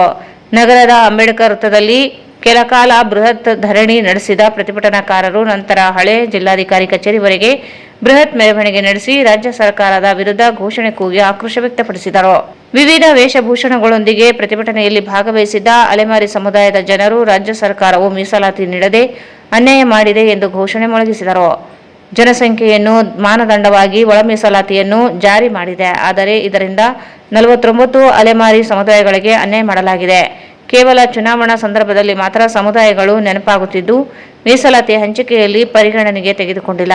ಮೀಸಲಾತಿಯು ಹೆಚ್ಚಿನ ಪಾಲು ಬಲಾಢ್ಯರೇ ಪಡೆಯುತ್ತಿದ್ದಾರೆ. ತೆಲಂಗಾಣದಲ್ಲಿ ಜನಸಂಖ್ಯಾವಾರು ಮೀಸಲಾತಿ ನೀಡಿಲ್ಲ. ಸಾಮಾಜಿಕ ಶೈಕ್ಷಣಿಕ ಹಿಂದುಳಿವಿಕೆ ಮಾನದಂಡದಿಂದ ಮೀಸಲಾತಿ ನೀಡಲಾಗಿದೆ. ಅಲೆಮಾರಿಗಳಿಗೆ ಪ್ರಾತಿನಿಧ್ಯ ನೀಡಿದ್ದಾರೆ. ರಾಜ್ಯದಲ್ಲಿ ಇರುವ 49 ಅಲೆಮಾರಿಗಳು ಸೌಲಭ್ಯದಿಂದ ವಂಚಿತರಾಗಿದ್ದಾರೆ. ಪ್ರತ್ಯೇಕ ಒಂದೇ ಗುಂಪಿನಲ್ಲಿ ಗುರುತಿಸಿ ಶೇಕಡಾ 1% ಮೀಸಲಾತಿ ನಿಗದಿಪಡಿಸಬೇಕೆಂದು ಒತ್ತಾಯಿಸಿದರು.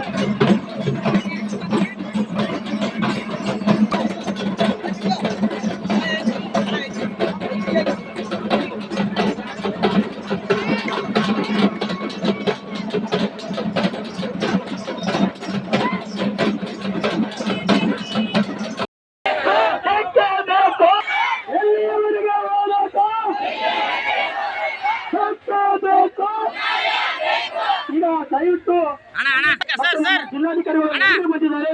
ಈಗ ದಯವಿಟ್ಟು ಸರ್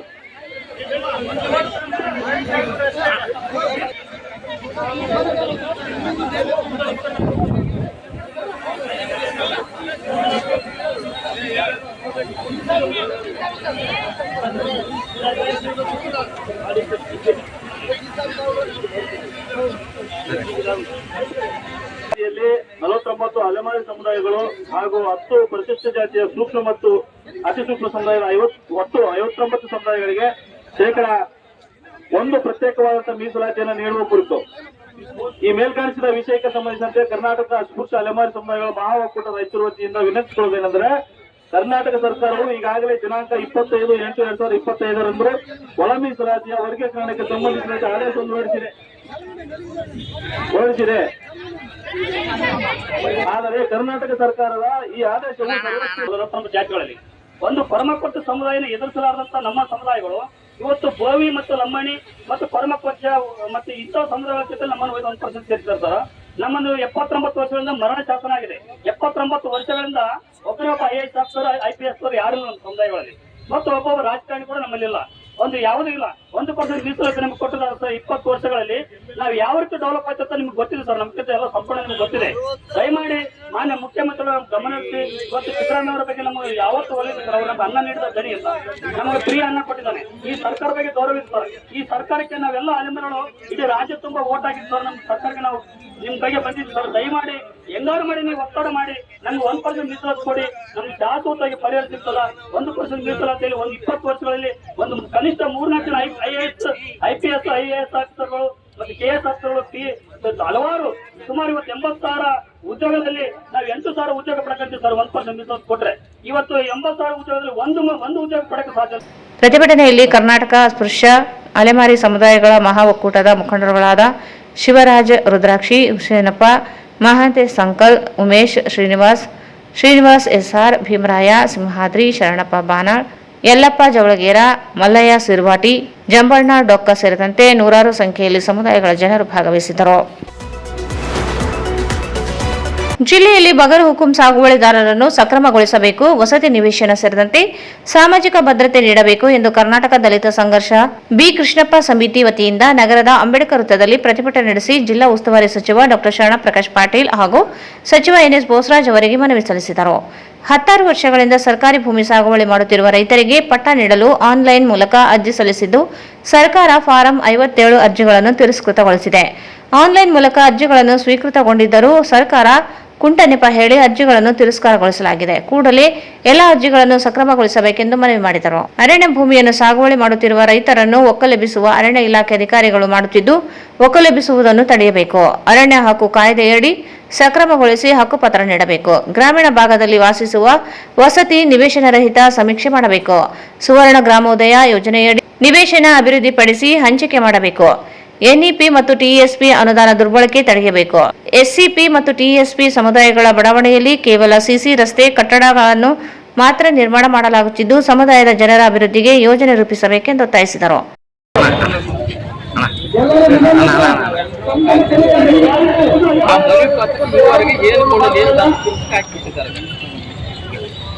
ಈಗ ನಾವು ಕಾಂಗ್ರೆಸ್ ಬೆಂಬಲಿಸಿದ ತಪ್ಪ ಅಥವಾ ನಮ್ಗೆ ಅರ್ಥ ಆಗ್ತಿಲ್ಲ.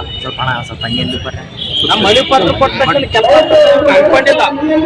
ಮಾನ್ಯ ಜಿಲ್ಲಾಧಿಕಾರಿಗಳಿಗೆ ನಾವು ಯಾವತ್ತೂ ಹೇಳಿದ್ವಿ, ಮಾನ್ಯ ಜಿಲ್ಲಾಧಿಕಾರಿಗಳಿಗೆ ಜಿಲ್ಲಾಡಳಿತಕ್ಕೆ ನಮ್ಮ ಕುಂದು ಖರ್ಚುಗಳ ಸಂಬಂಧ ಸಭೆಯನ್ನು ಕರೆಸಿ ಹಿಂದಿನ ಸರ್ಕಾರ ಅಂದ್ರೆ ಆಗಿನ ಕಾಂಗ್ರೆಸ್ ಸರ್ಕಾರದ ಸನ್ಮಾನ್ಯ ತನ್ವೀರ್ ಸೇಠ್ ಅವರು ಮುಖ್ಯ ನಮ್ಮ ಡಿಸ್ಟ್ರಿಕ್ಟ್ ಇನ್ಚಾರ್ಜ್ ಮಂತ್ರಿ ಇದ್ದಾಗ ನಾವು ಹಲವಾರು ಮನವಿ ಪತ್ರಗಳನ್ನು ಇದೇ ಸಂದರ್ಭದಲ್ಲಿ ಹೋರಾಟ ಮಾಡಿದ್ದೀವಿ. ಇಲ್ಲಿ ಅವರು ಖುದ್ದಾಗಿ ಮಾನ್ಯ DC ಅವರು ಕರ್ಕೊಂಡು ಬಂದು ನಮ್ಮ ಜೊತೆಗೆ ಸರಿಯಾದ ರೀತಿಯಿಂದ ಚರ್ಚೆ ಮಾಡಿ ಇದು ಎಲ್ಲವನ್ನು ನಿಜವಾಗ್ಲೂ ಸಾಮಾನ್ಯ ಜನರ ಬೇಡಿಕೆ ಇದ್ದಾವೆ, ಇವು ಆಗಲೇಬೇಕಂತ ಹೇಳಿ ಜಿಲ್ಲಾಡಳಿತಕ್ಕೆ ತಾಕೀತು ಮಾಡಿ ನಮ್ಮನ್ನ 2-3 ಸಲ ಸಭೆಯನ್ನು ಕರೆದು ಎಲ್ಲಾ ಸಮಸ್ಯೆಗಳ ಪರಿಹಾರ ಒದಗಿಸ್ತಕ್ಕಂಥ ಏನಾದ್ರೂ ಒಂದು ಯಶಸ್ಸು ಇವತ್ತು ನೆನಪು ಮಾಡಬೇಕಾದ್ರೆ ಅಂದಿನ ಸರ್ಕಾರ ಅದೇ ಕಾಂಗ್ರೆಸ್ ಸರ್ಕಾರದ ಮಾನ್ಯ ಆಗಿನ ಇನ್ಚಾರ್ಜ್ ಮಿನಿಸ್ಟರ್ ತನ್ವೀರ್ ಸೇಠ್. ಆದ್ರೆ 2 ವರ್ಷ ಕಳೆದ್ರು ಸಹಿತ ಮಾನ್ಯ ನಮ್ಮ ರಾಯಚೂರು ಇನ್ಚಾರ್ಜ್ ಮಂತ್ರಿಗಳಾಗಿರ್ತಕ್ಕಂಥ ಸನ್ಮಾನ್ಯ ತಾವುಗಳು ಈವರೆಗೆ ನಮ್ಮನ್ನು ಮೀಟಿಂಗ್ ಕರೆಯೋದಾಗ್ಲಿ, ನಿಮ್ಮ ಸಮಸ್ಯೆಗಳು ಏನಂದು ಕೇಳೋದಾಗ್ಲಿ, ನೀವು ಈ ತರ ನಮಗೆ ಸರಿಯಾದ ಸ್ಪಂದನೆ ಕೊಟ್ಟಿಲ್ಲ ಅಂದ್ರೆ ಮುಂದಿನ ನಡೆ ನಮಗೆ ಏನಾಗುತ್ತಂದ್ರೆ ನಾವು ಇವತ್ತು ಹೆಚ್ಚಿನ ಸಂಖ್ಯೆಯಲ್ಲಿ ಬರ್ತಾ ಇದ್ದಾರೆ ಸರ್. ನಾವು ಜಸ್ಟ್ ಈಗ ಒಂದು ಸ್ವಲ್ಪ ಜನ ಇದ್ದೀವಿ, ಇವಾಗ ಸುಮಾರು ಅಂದ್ರೆ 2-3 ಸಾವಿರ ಜನ ಬರ್ತಾ ಇದ್ದಾರೆ. ದಯಮಾಡಿ ಮಾನ್ಯ ಜಿಲ್ಲಾಧಿಕಾರಿಗಳಿಗೆ ನೀವು ನಮ್ಮ ಬೇಡಿಕೆಗಳನ್ನ, ಇದು ಕಾಂಗ್ರೆಸ್ ಕಾರ್ಯಕರ್ತರ ಬೇಡಿಕೆ, ಸಾಮಾನ್ಯ ಜನರ ಬೇಡಿಕೆ, ಆ ಬೇಡಿಕೆಗಳನ್ನ ಈಡೇರಿಸಲಿಕ್ಕೆ ಯಾಕೆ ತಾಕೀತು ಮಾಡಬಾರ್ದು ಸರ್? ಈಗಾಗಲೇ ಕಳೆದ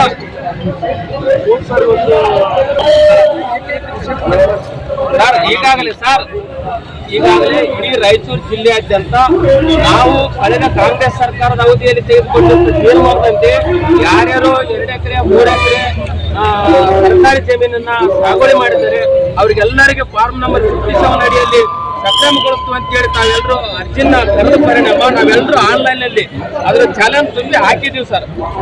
ಆದ್ರೆ ಎಲ್ಲ ಅರ್ಜಿಗಳನ್ನ ತಿರಸ್ಕಾರ ಮಾಡಿದ್ದಾರೆ. ಆದ್ರೆ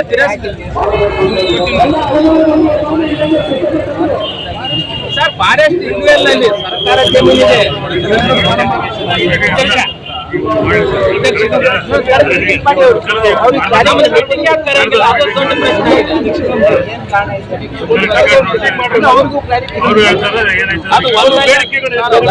ಸರ್ಕಾರ ಭೂಮಿ ಒಂದ್ ಕಡೆ ಆದ್ರೆ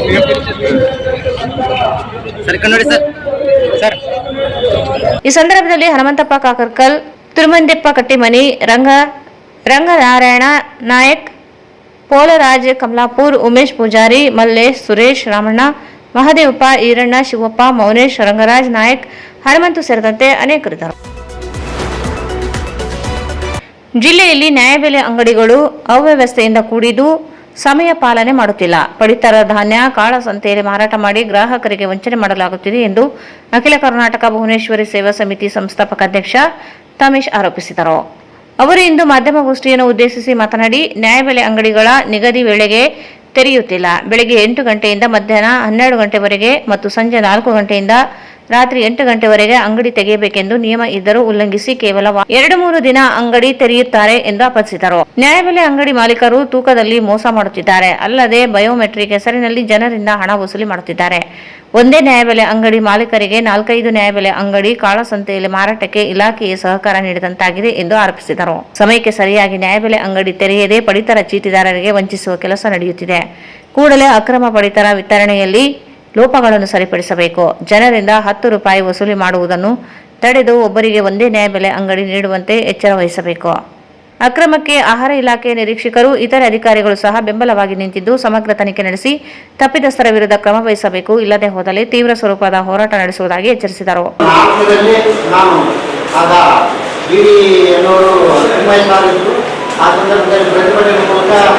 ಇಲ್ಲಿನ ಅಭಿವಾದದ ಬಗ್ಗೆ ಜನಗಳಿಗೆ ಯಾವ ರೀತಿ ತೊಂದರೆ ಆಗ್ತಿದೆ ಅಂತಕ್ಕಂಥದ್ದು ಪ್ರತಿಭಟನೆ ಮೂಲಕ ಆ ಸಂದರ್ಭದಲ್ಲಿ ನಾವು ಮನವಿ ಕೊಟ್ಟಿದ್ದೆ.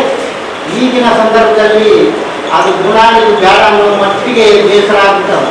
ಯಾಕಂದರೆ ನೋಡೋಕ್ಕಾಗೋದು ಜನರನ್ನ ಆ ರೀತಿ ಗ್ರಾಹಕರು ಒಂದು ಸಮಯದಲ್ಲಿ ಯಾವ ರೀತಿ ಬೇಕಾದರೂ ಆ ರೀತಿ ಮೋಸ ಮಾಡೋ ಸಂದರ್ಭ ನಡೀತಾ ಇದೆ ಸರ್. ಯಾಕಂದರೆ ನೀವು ಖುದ್ದಾಗಿ ಬೇಟೆ ಕೊಟ್ಟು ನೋಡ್ಬೋದು, ನಾವು ಹೇಳಿದ್ರು ಒಂದು ವೇಳೆ ಸುಳ್ಳಾದರೆ.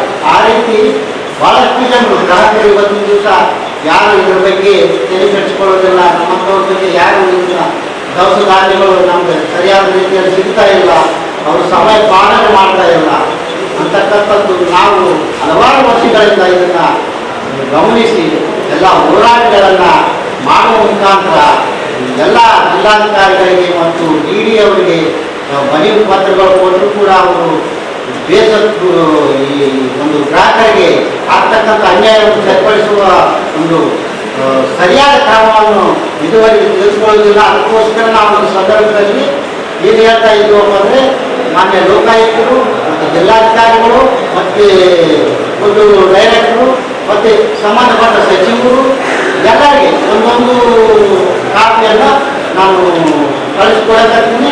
ಮತ್ತು ಇನ್ನೊಂದು ಏನಪ್ಪ ಅಂದರೆ, ನ್ಯಾಯಬೆಲೆ ಅಂಗಡಿಗಳು ಸಮಯ ಪಾಲನೆ ಬಿಲ್ಕುಲ್ ಮಾಡ್ತಾ ಇಲ್ಲ ಅಂತಕ್ಕಂಥದ್ದು ಬರೀ ಸಿಟಿ ಮಾತ್ರ ಅಲ್ಲ, ಗ್ರಾಮಾಂತರ ಸೇರಿದಂತೆ ಜಿಲ್ಲೆಯ ಎಲ್ಲ ತಾಲೂಕುಗಳಲ್ಲಿ ಈ ರೀತಿ ಮೋಸ ಮಾಡ್ತಾ ಇದ್ದಾರೆ. ಸರಿಯಾದ ರೀತಿಯಲ್ಲಿ ಬಡವರಿಗೆ ಗ್ರಾಹಕರಿಗೆ ಸಿಗಬೇಕಾದ ಸೌಲಭ್ಯಗಳು ಏನಾಗಿದೆ ದವಸ ಧಾನ್ಯಗಳು ಇವತ್ತು ಕಾಳಸಂತೆಯಲ್ಲಿ ನಮ್ಮ ಸ್ವಾರ್ಥಕ್ಕೆ ಇವತ್ತು ಮಾಲೀಕರು, ಯಾರು ನ್ಯಾಯಬೆಲೆ ಅಂಗಡಿಯ ಮಾಲೀಕರು ನಮ್ಮ ಸ್ವಾರ್ಥಕ್ಕೋಸ್ಕರ ದವಸ ಧಾನ್ಯಗಳು, ಯಾಕಂದರೆ ಈ ಮನೆ ಮೂಲಕ ನಾನು ಎಲ್ಲ ಡಿ ಸಾಹೇಬರಾಗಿರ್ಬೋದು, ಇಲ್ಲಿ ತಾಲೂಕು ಅಧಿಕಾರಿಗಳಾಗಿರ್ಬೋದು, ನಾನು ಎಲ್ಲರಿಗೆ ಮನವಿ ಮಾಡುವ ಮೂಲಕ 1 ತಿಂಗಳಲ್ಲಿ ಸರಿಪಡಿಸದಿದ್ದರೆ ಡಿ ಅವರು ನಾವು ಉಗ್ರವಾದ ಹೋರಾಟವನ್ನು ಮುಂದಿನ ತಿಂಗಳಲ್ಲಿ ಹಮ್ಮಿಕೊಳ್ತಿದ್ದ ಈ ಸಂದರ್ಭದಲ್ಲಿ ತಿಳಿಸುತ್ತಾ, ಮತ್ತೆ 2-3 ನ್ಯಾಯಬೆಲೆ ಅಂಗಡಿಗ ಮಾಲೀಕರನ್ನ ಕೂಡಲೇ ಅವರ ಲೈಸೆನ್ಸ್ ಎಲ್ಲ ರದ್ದುಗೊಳಿಸಬೇಕು. ಅವರ ಮನೆಗಳ ಮೇಲೆ ದಾಳಿ ಮಾಡಿ ಆ ಅನ್ಯಾಯ ಆಗ್ತಕ್ಕಂಥ ಜನಗಳಿಗೆ ನ್ಯಾಯ ದೊರಕಿಸಿಕೊಡ್ತಿದೆ ಅನ್ನೋ ಒಂದು ಆಶಾಭಾವನೆಯಿಂದ ಈ ಪತ್ರಿಕೋಷ್ಠಿಯ ಮೂಲಕ ಎಲ್ಲ ಅಧಿಕಾರಿಗಳಿಗೆ ಮತ್ತು ನಾವು ಮನೆ ಕೊಡೋ ಸಚಿವರಿಗಾಗಿರ್ಬೋದು ಮತ್ತು ಲೋಕಾಯುಕ್ತರಿಗೆ, ಇವತ್ತು ಲೋಕಾಯುಕ್ತರು ಉಪಲೋಕಾಯುಕ್ತರು ಬಂದು ಏನೇನೋ ಸಮೀಕ್ಷೆ ಮಾಡಿ ಹೋಗ್ಯಾರ. ಈ ಮುಖಾಂತರ ನಾವು ಲೋಕಾಯುಕ್ತರು ಕೂಡ ಮನವಿ ಕೊಟ್ಟು ಅವರು ಪ್ರತಿ ನ್ಯಾಯಬೆಲೆ ಅಂಗಡಿ ಮಾಲೀಕರ ಮನೆಗಳು ಕೂಡ ನ್ಯಾಯಬೆಲೆ ಅಂಗಡಿಯಲ್ಲಿ ಕಣ್ಣಿಗಿಟ್ಟಿದ್ದಾರೆ. ಅವ್ರದಲ್ಲಿ ಗ್ರಾಹಕರಲ್ಲಿ ಮಾತ್ರ ಅತಿ ಬುದ್ಧಿವಂತಿಕೆಯಿಂದ ಬಯೋಮೆಟ್ರಿಕ್ವನ್ನು ಯೂಸ್ ಮಾಡಿಕೊಂಡು ಅವ್ರು ತಗೊಂಡು ಅವ್ರ ರೊಕ್ಕ ತಗೊಂಡು ಈ ತಿಂಗಳ ಬರ್ತಾರಮ್ಮ, ಆ ತಿಂಗಳ ಬರ್ತಾನೆ, ಇವತ್ತು ಆಗ್ತಾರೆ ಅಂತ ಹೇಳಿ ಸುಳ್ಳು ಮಾಹಿತಿ ಕೊಟ್ಟು ಅವರೊಂದು ರಾಜರಾಷ್ಟ್ರವಾಗಿ ಕಾಳಸಂತೆಗೆ ಅನ್ನಭಾಗ್ಯ ಅಕ್ಕಿಯನ್ನು ಈ ಸಂದರ್ಭದಲ್ಲಿ ಪಿ ನರಸಿಂಹಲು, ಮಾರೆಪ್ಪ, ಶ್ರೀಹರಿ, ರೆಡ್ಡಿ ಉರ್ಕುಂದಿ, ಜೆ ನರಸಪ್ಪ, ಗಂಗಾಧರ್ ಸೇರಿದಂತೆ ಇತರರಿದ್ದರು. ಏಗ್ಲಾಸ್ಪುರ ಹತ್ತಿರದ ನೂತನ ಜಿಲ್ಲಾಡಳಿತ ಭವನದಲ್ಲಿ ಜಿಲ್ಲಾಧಿಕಾರಿಗಳಾದ ನಿತೀಶ್ ಕೆ ಅವರು ಕಲ್ಯಾಣ ಕರ್ನಾಟಕ ಉತ್ಸವ ದಿನದ ಧ್ವಜಾರೋಹಣ ನೆರವೇರಿಸಿದರು. ಈ ವೇಳೆ ಮಾತನಾಡಿದ ಜಿಲ್ಲಾಧಿಕಾರಿಗಳು 12ನೇ ಶತಮಾನದಲ್ಲಿ ನಡೆದ ಬಹುದೊಡ್ಡ ಕ್ರಾಂತಿಗೆ ಈ ಕಲ್ಯಾಣ ಕರ್ನಾಟಕ ಭಾಗವು ಸಾಕ್ಷಿಯಾಯಿತು. ಅಂದಿನಿಂದ ಈ ಭಾಗದಲ್ಲಿ ಸಾಮಾಜಿಕ ಪರಿವರ್ತನೆ ಆರಂಭವಾಯಿತು. ಕಲ್ಯಾಣದ ಶರಣರು ಬಯಸಿದ ಸಮಾಜ ನಿರ್ಮಾಣ ಮಾಡಲು ನಾವೆಲ್ಲರೂ ಸೇರಿ ಶ್ರಮಿಸೋಣ. ಈ ನಿಟ್ಟಿನಲ್ಲಿ ಕಲ್ಯಾಣ ಕರ್ನಾಟಕ ಭಾಗದ ಅಧಿಕಾರಿಗಳು ಮತ್ತು ಸಿಬ್ಬಂದಿಯ ಮೇಲೆಯೂ ಸಹ ಬಹುದೊಡ್ಡ ಜವಾಬ್ದಾರಿ ಇದ್ದು, ಸಾಮಾಜಿಕ ಕಾಳಜಿಯೊಂದಿಗೆ ಅಧಿಕಾರಿಗಳು ಮತ್ತು ಸಿಬ್ಬಂದಿ ಪ್ರಾಮಾಣಿಕವಾಗಿ ಕೆಲಸ ನಿರ್ವಹಿಸಿ ಜನತೆಗೆ ಸ್ಪಂದಿಸಬೇಕು ಎಂದು ಸಲಹೆ ಮಾಡಿದರು. ಈ ಸಂದರ್ಭದಲ್ಲಿ ಅಪರ ಜಿಲ್ಲಾಧಿಕಾರಿ ಶಿವಾನಂದ್ ಭಜಂತ್ರಿ, ಸಹಾಯಕ ಆಯುಕ್ತರಾದ ಗಜಾನನ್ ಬಾಳೆ ಸೇರಿದಂತೆ ವಿವಿಧ ಇಲಾಖೆ ಅಧಿಕಾರಿಗಳು ಇದ್ದರು. ರಾಯಚೂರು ಮಹಾನಗರ ಪಾಲಿಕೆ ಕಚೇರಿಯಲ್ಲಿ ನಗರಸಭೆ ಅಧ್ಯಕ್ಷೆ ನರಸಮ್ಮ ನರಸಿಂಹಮಾಡಗಿರಿ ಹಾಗೂ ಪಾಲಿಕೆ ಆಯುಕ್ತರಾದ ಜುಬೇನ್ ಮೊಹಪಾತ್ರ ಅವರು ಕಲ್ಯಾಣ ಕರ್ನಾಟಕ ಉತ್ಸವ ದಿನದ ಧ್ವಜಾರೋಹಣ ನೆರವೇರಿಸಿದರು. ಈ ಸಂದರ್ಭದಲ್ಲಿ ಆಯುಕ್ತರಾದ ಜುಬೇನ್ ಮೊಹಪಾತ್ರ ಮಾತನಾಡಿ 1947ರ ಆಗಸ್ಟ್ 15ರಂದು ಭಾರತ ದೇಶಕ್ಕೆ ಸ್ವಾತಂತ್ರ್ಯ ಲಭಿಸಿತು. ಬೇರೆ ಬೇರೆ ಭಾಗದ ಅನೇಕ ಸಂಸ್ಥಾನಗಳು ಏಕೈಕ ಭಾರತದಲ್ಲಿ ಸೇರಿದವು. ಆದರೆ ನಿಜಾಂ ಆಳ್ವಿಕೆಯ ಹೈದರಾಬಾದ್ ಪ್ರಾಂತವು ಅಖಂಡ ಭಾರತ ಒಕ್ಕೂಟಕ್ಕೆ ಸೇರಲು ಒಪ್ಪದೇ ಇರುವಾಗ ಸೇನಾ ಕಾರ್ಯಾಚರಣೆ ನಡೆದು ಬಳಿಕ ಕಲ್ಯಾಣ ಕರ್ನಾಟಕ ಭಾಗವು ಸೆಪ್ಟೆಂಬರ್ 17ರಂದು ಸ್ವಾತಂತ್ರ್ಯಗೊಂಡಿತು. ಈ ದಿಶೆಯಲ್ಲಿ ಮಹನೀಯರಾದ ಸರ್ದಾರ್ ವಲ್ಲಭಭಾಯ್ ಪಟೇಲ್ ಅವರು ಸೇರಿದಂತೆ ಅನೇಕ ಮಹನೀಯರು ಶ್ರಮ ಸ್ಮರಣೀಯವಾಗಿದೆ ಎಂದರು. ಕಲ್ಯಾಣ ಕರ್ನಾಟಕ ಭಾಗವು ಜಗಜ್ಯೋತಿ ಬಸವಾದಿ ಶರಣರ ಕ್ರಾಂತಿಯ ನೆಲವಾಗಿದೆ. ಅವರು ನೀಡಿದ ಕಾಯಕ ಸಂದೇಶವನ್ನು ಅರಿತು ನಿಸ್ವಾರ್ಥದಿಂದ ಮತ್ತು ಪ್ರಾಮಾಣಿಕವಾಗಿ ಸಮಾಜದ ಒಳಿತಿಗೆ ನಾವೆಲ್ಲರೂ ಒಗ್ಗೂಡಿ ಕೆಲಸ ಮಾಡೋಣ ಎಂದು ಹೇಳಿದರು. ಈ ಸಂದರ್ಭದಲ್ಲಿ ಮಹಾನಗರ ಪಾಲಿಕೆ ಚುನಾಯಿತ ಸದಸ್ಯರು, ನಾಮನಿರ್ದೇಶಿತ ಸದಸ್ಯರು, ಅಭಿವೃದ್ಧಿ ಉಪಾಯುಕ್ತರು, ಆಡಳಿತ ವಲಯ ಆಯುಕ್ತರು, ಮಹಾನಗರ ಪಾಲಿಕೆ ಅಧಿಕಾರಿ, ಸಿಬ್ಬಂದಿ ಉಪಸ್ಥಿತರಿದ್ದರು. ಕೊನೆಯಲ್ಲಿ ಮತ್ತೊಮ್ಮೆ ಮುಖ್ಯಾಂಶಗಳು. ಕಲ್ಯಾಣ ಕರ್ನಾಟಕ ಉತ್ಸವ ಧ್ವಜಾರೋಹಣ. ಈ ಭಾಗದ ಅಭಿವೃದ್ಧಿ ಸರ್ಕಾರ ಬದ್ಧ. ಡಾಕ್ಟರ್ ಶರಣಪ್ರಕಾಶ್ ಪಾಟೀಲ್. ಕೃಷ್ಣ ಮೇಲದಂಡೆ ಯೋಜನೆ ಜಾರಿಗೆ ಕೇಂದ್ರ ಅಸಹಕಾರ. ಭೂ ಪರಿಹಾರಕ್ಕೆ ಪ್ರತ್ಯೇಕ ಪ್ರಾಧಿಕಾರ, ಖಾಲಿ ಹುದ್ದೆಗಳ ನೇಮಕಾತಿ ಶೀಘ್ರ. ಡಾಕ್ಟರ್ ಶರಣಪ್ರಕಾಶ್ ಪಾಟೀಲ್.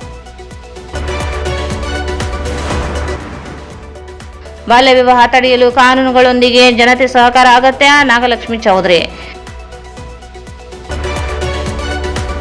ಸೆಪ್ಟೆಂಬರ್ 19ರಂದು ಹುಬ್ಬಳ್ಳಿಯಲ್ಲಿ ವೀರಶೈವ ಲಿಂಗಾಯತ ಏಕ್ತಾ ಸಮಾವೇಶ. ಸಮಾಜ ಬಾಂಧವರು ಭಾಗವಹಿಸಲು ಚಂದ್ರಶೇಖರ್ ಮಿರ್ಜಾಪುರ್ ಮನವಿ. ಹಿಂದುಳಿದ ವರ್ಗ ಗಣತಿ ಉಪಾರ ಎಂದು ಜಾತಿ ಕಲಂನಲ್ಲಿ ಬರೆಯಿಸಿ. ದೇವೇಂದ್ರಪ್ಪ ಉಪಾರ.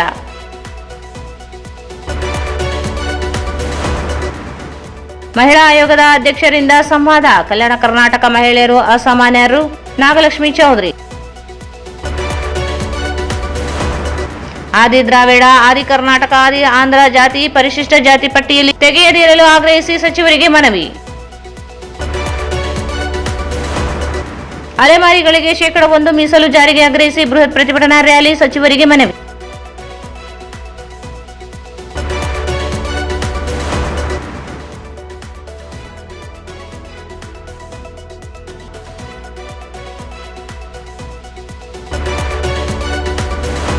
ನ್ಯಾಯಬೆಲೆ ಅಂಗಡಿಯಲ್ಲಿ ಅಕ್ರಮ ಹಣ ವಸೂಲಿ. ವಿತರಣೆಯಾಗದ ಪಡಿತರ ಕ್ರಮ ಕೈಗೊಳ್ಳದಿದ್ದರೆ ಹೋರಾಟ.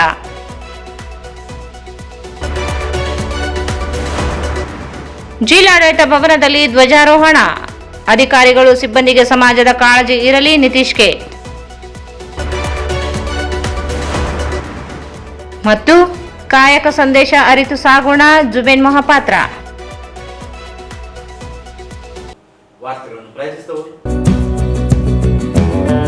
ಸಂಪರ್ಕಿಸಿ Paramount electricals, dealers in all kinds of electricals goods, fans and LED products, near Mahaveer Chowk, Loharwadi, MG road, Raichur. Shri Raghavendra ತುಪ್ಪ, Shri Raghavendra ghee. Raiturs biggest jewel palace. All types of jewelries available in only KTB Jewel Palace. Visit KTB Jewel Palace, Udayanagar, station road, Raichur. Bharat furnitures ರಾಯಚೂರಿನಲ್ಲಿ ಮೊಟ್ಟ ಮೊದಲ ಬಾರಿಗೆ 3 ಮಳಿಗೆ ಒಳಗೊಂಡ ಬೃಹತ್ ಆಕಾರದ furniture showroom. CPS complex, opposite Shiva Mandir, Patel road, Raichur. ಇಲ್ಲಿಗೆ ವಾರ್ತಾ ಪ್ರಸಾರ ಮುಕ್ತವಾಯಿತು. ಮುಂದಿನ ವಾರ್ತೆ ಮತ್ತೆ ಭೇಟಿಯಾಗೋಣ. ವಂದನೆಗಳು.